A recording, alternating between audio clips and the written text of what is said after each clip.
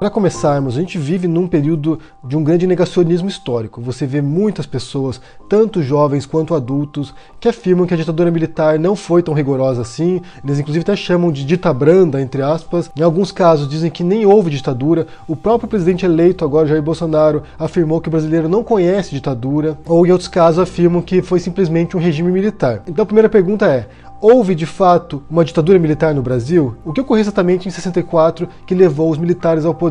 De fato, houve uma ditadura militar no Brasil.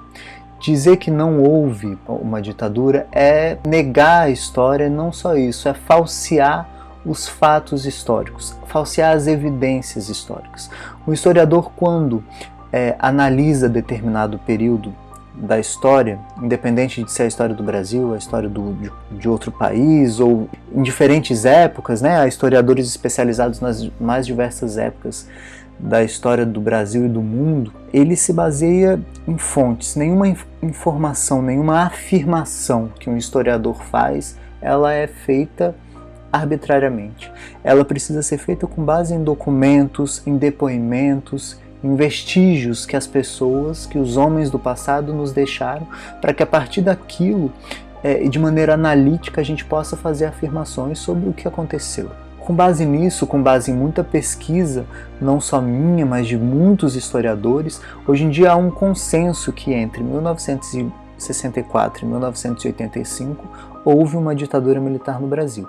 É claro que, hoje em dia, há historiadores que questionam essa periodização, como a gente chama, né? 64 e 85. Uns dizem que foi de 64 a 79 por causa do fim do AI-5, da lei de anistia, mas até agora o consenso é que a ditadura foi de 1964 a 1985. Quando, por exemplo, se abre um dicionário de ciência política e ali está escrito, bom, o que é um golpe, né? A partir de que parâmetros a gente pode definir o que é um golpe?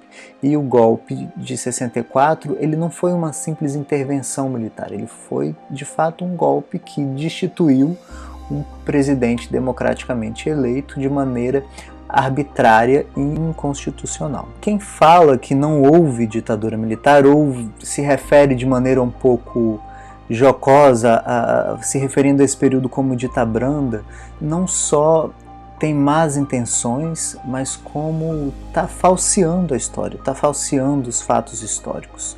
A ditadura militar brasileira, ela foi sim extremamente arbitrária, extremamente repressiva, e isso pode ser comprovado através de quilômetros de documentos que estão nos mais diversos arquivos públicos e privados do Brasil e do exterior, como vem sendo mostrado ultimamente por vários pesquisadores.